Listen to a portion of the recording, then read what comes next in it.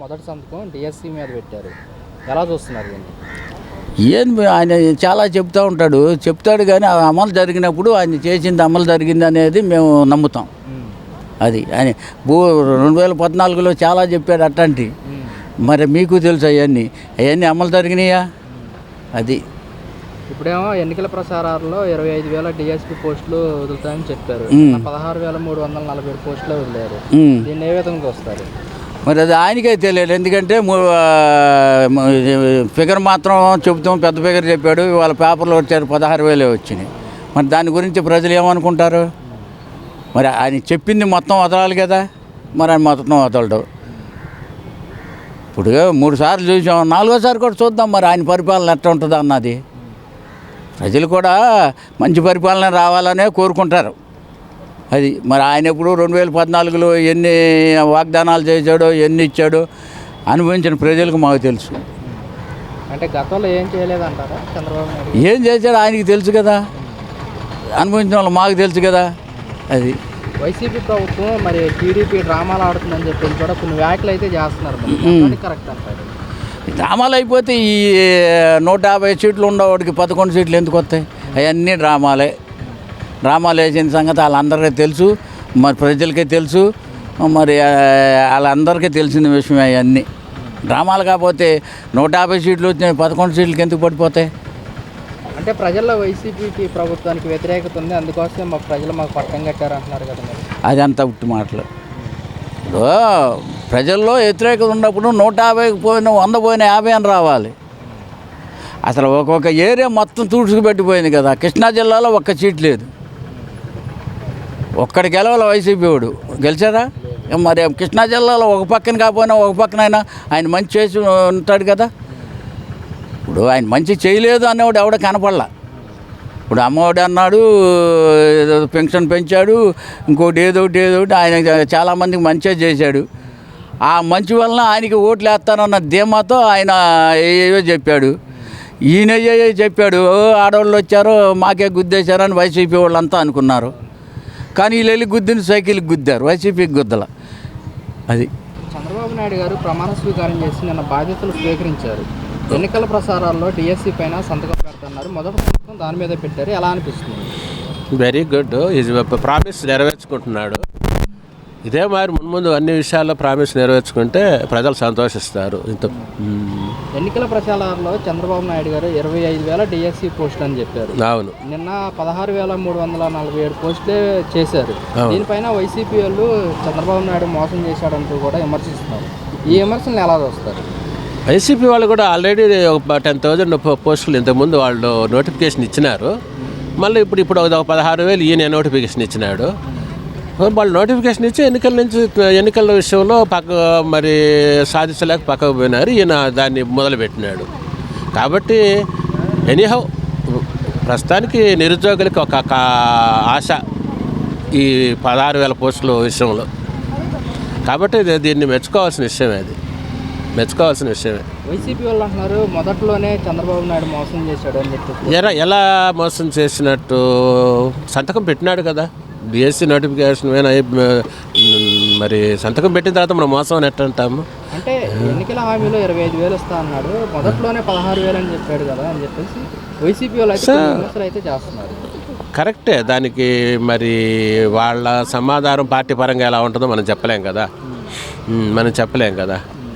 ఇంకా వైసీపీ అంటారా, వైసీపీ కూడా తన టైంలో తన వరకు పేదల వరకు బాగానే చేసింది. బట్ కొంత నిర్లక్ష్యం కొద్దీ కొన్ని వర్గాల పట్ల, ఉద్యోగస్తుల పట్ల, బిజినెస్ మెన్ పట్ల, ఇండస్ట్రీ పట్ల అన్నిటి మీద ఒక కేర్లెస్నెస్ వలన వాళ్ళు ఓడిపోయినారు అనుకుంటున్నాను. యాక్చువల్గా అంతకుముందు బాబు వల్ల నెగిటివిటీ వలన వాళ్ళు గెలిచినారు. ఇప్పుడు మళ్ళీ వైఎస్ఆర్సీపీ నెగిటివిటీ వల్ల బాబు గెలిచినాడు. అంతే, దట్స్ ఆల్.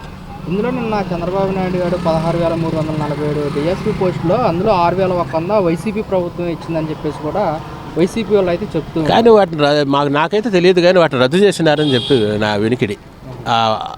రద్దు చేసినారు అని వినికిడి, పేపర్ న్యూస్. అది ఎంతవరకు తెలియదు. మీడియా వాళ్ళు చెప్పడం ఏంటంటే ట్యూబుల్లో కానీ ఛానల్స్లో కానీ ఆ పోస్టులు ఇచ్చేసేసి దానికి ఏదో ప్రాపగాండా చేసినారనేది కూడా మీడియా అంటా ఉంది. బట్ అది ఎంతవరకు మరి ఇవ్వలేదు కదా. నోటిఫికేషన్ ఇచ్చినా కూడా అది నోటిఫికేషన్ వచ్చిన తర్వాత అది ఫెయిల్యూర్ అయిపోయింది కదా. ఎలక్షన్ నోటిఫికేషన్ వచ్చిన తర్వాత ఫెయిల్యూర్ అయిపోయింది కదా. ఒకవేళ వీళ్ళే విజయం సాధించుంటే దాన్ని కంటిన్యూషన్ చేసి ఉండేవాళ్ళు వైఎస్ఆర్. So better. బాబు ఇప్పుడు ఏదో చేసినాడు కాబట్టి నిరుద్యోగులకు కూడా సమ్ బెటర్. డిఎస్సి పైన తొలి సంతకం పెడతా అన్నారు. నేను తొలి సంతకంగా డిఎస్సి పైన పెట్టారు. ఎలా ఉండబోతుంది అంటారు?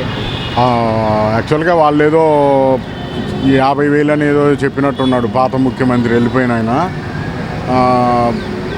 ఇప్పుడు ఈయన చెప్పారు నెంబర్తో సహా 16,147 16,175 పోస్టులు ఇస్తామని అన్నారు. గత 5 సంవత్సరాల నుంచి 100 మందిని కూడా ఏమో చేసినట్టేం లేరు. ఏది ఒక్క నోటిఫికేషన్ కూడా రాలా. చివరిలో ఏదో ఇచ్చారు కానీ అది కోర్టు ఆపేసినట్టుంది. ఆ వాటితోటి పెండింగ్ ఇవన్నీ కలిపి త్వరలో అంటే ఇచ్చారు కాబట్టి నోటిఫికేషన్ ఇచ్చారు కాబట్టి వాటికి ఎగ్జామ్స్ జరగాల, ప్రిపరేషన్ ఉంటుంది.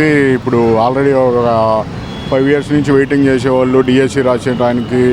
మరి ఆ ఏజ్ కొంతమంది ఏజ్ బార్ అయిన వాళ్ళు ఉన్నారు. మరి వాళ్ళకి ఏమన్నా కొంచెం తగ్గించి ఆ ఏజ్ని లిమిట్ కొంచెం పెంచి ఏదైనా చేస్తే బాగుంటుంది. పిల్లలకి వాళ్ళ వలన పిల్లల భవిష్యత్తు బాగుంటుంది. వాళ్ళు టీచర్లు ఇంతమంది టీచర్లు అంటూ స్కూల్లో వచ్చారనుకో వాళ్ళు చెప్పేదానికి. పాత తరం అంతా ఏంటంటే వెళ్ళిపోయింది. ఇప్పుడు ఇంగ్లీష్ మీడియం బాబు గారు పెడతానంటే ఆయన అడ్డం పడి పెడతానికి లేదు అని అన్నాడు. తర్వాత ఆయనే వచ్చి వెంటనే ఇంగ్లీష్ మీడియం పెడతా అంటే ఆయన వద్దంటున్నాడు అని ఏదో చెప్పుకున్నాడు. యాక్చువల్గా ఇప్పుడు వచ్చిన వాళ్ళందరూ బాగా చదువుకున్న వాళ్ళు, ఇంజనీరింగ్ చదివిన వాళ్ళు ఉన్నారు. వాళ్ళు కూడా డిఎస్సి రాసి వెయిటింగ్ చేస్తున్నట్టున్నారు. వాళ్ళందరికీ ఇచ్చిన వల్ల బాగానే ఉంటుంది.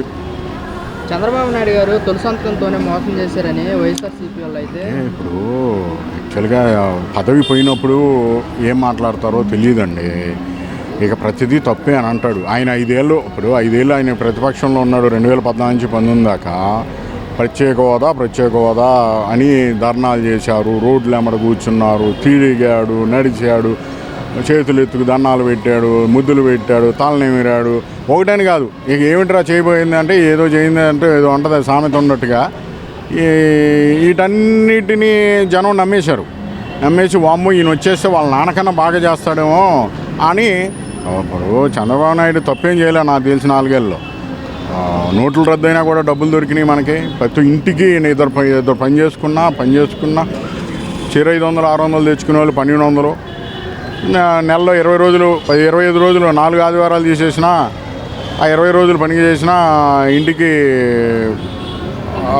ఒక్కొక్క ఇంట్లో 30 ఏళ్ళు 40 ఏళ్ళు చూశారు. ఈయన సంవత్సరానికి 18 ఏళ్ళు ఇచ్చి నేను ఇచ్చేసాను రోజుకు 3 రూపాయలు చొప్పున ఇచ్చేసాను, బ్రహ్మాండంగా ఉంది, అందరూ నాకే ఓటేస్తానన్నారు. ఆ ఓటు ఎలా వేశారో ఆయనకి అర్థమైంది. ఎటుపోయినాయి అని చెప్పి చేతులు బిసుక్కుంటా నిన్న కూడా చెప్పినట్టున్నాడు. చేతులు బిసుక్కుంటా పోరాడుతా అన్నాడు. ఎందుకు పోరాడతా? 5 ఏళ్ళు ఒక్కరోజు 22 మంది ఎంపీలను ఇచ్చి నీకు ఒక్కరోజు కూడా ఆ విజయసాయిరెడ్డి ప్రత్యేక హోదా గురించి మాట్లాడాలా, రాజ్యసభలో ఎంత ఉందండి. రాజ్యసభ అనేది జనం ఓట్లు వేస్తే గెలిచిన వాళ్ళు కాదండి. డబ్బులు ఇస్తేనో పార్టీలకు ఫండ్లు ఇస్తేనో వాళ్ళని రాజ్యసభకు పంపిస్తారు. చంద్రబాబు నాయుడే మాకు కావాలి. ఏం చేస్తాడో ఏం చేసినా ఆడు ముఖ్యమంత్రి అంత తెలివితేటలు ఆడికే ఉన్నాయి, మరేవిడికి లేవు. మాకు తెలిసిన వరకు అంతవరకే. ఆడే ముఖ్యమంత్రి ఆడు మన దిగిపోయినాడు, ఆడికి ఏం తెలుసు ఆడికి. అదే కాదు బాబా, ఇప్పుడు జూన్ జూలై నెలకు కలిపి మొత్తం 7,000 పింఛన్ ఇస్తామంటున్నా. ఇస్తాడంట మరి ఇట్టే తెలియాలి మరి. తర్వాత 3,000 4,000 ఇస్తాడా? ఎలా ఉంది? సంతోషమేనా మీకు? సంతోషం అంటే నాకు పింఛన్ తీసానుగా. ఇప్పుడు వస్తుందిలే ఈ ప్రభుత్వంలో. ఆడింతోడు తీసాడు, జగన్గాడు తీసాడు. ప్రభుత్వం మంచిది కదా మనదే. ఎందుకని తీసేశాడు? నాకంట ఇల్లు ఉందంట. ఇల్లు ఊసేందుకో నా వయసు ఎంత? 80 సంవత్సరాల వయసుడికి తీస్తాడా? మారేటి ఈ ప్రభుత్వంలో వచ్చిందిలే. నువ్వు వచ్చితే బాధలే. సరే, మళ్ళీ అన్న క్యాంటీన్ కూడా పెడతా అని నేను సంతకం పెట్టాడా? పెట్టాడు అన్న క్యాంటీన్. ఎలా ఉంది మరి 5 రూపాయలకే భోజనం పెడుతున్నారు మళ్ళీ? మళ్ళీ బాగానే ఉంటుంది కదా, సంతోషమేనా మరి? మంచిదే కదా, సంతోషమేనేగా అందరం ఓట్లు వేసాము. ఆడి ప్రభుత్వం బాగులేదనేగా ఈయనకేసాం. ఈయన ఎంతవరకు బాగు చేస్తారో చూద్దాం. కాదు బాబాయ్, మరి బయట మరి అన్నం తినాలంటే ఎంత అవుతుంది సుమారుగా? బయట అంతే ఎంత అయినా వద్దు నాన్న, 70-80 రూపాయలకి తక్కువ ఉండదు.